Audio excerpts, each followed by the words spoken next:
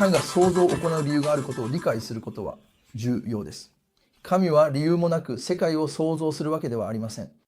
神が理由もなく世界を創造し、そしてその理由を書き続け、人間に決して明かさず、なぜ人間を創造したのかを伝えないというのは力にかなっていません。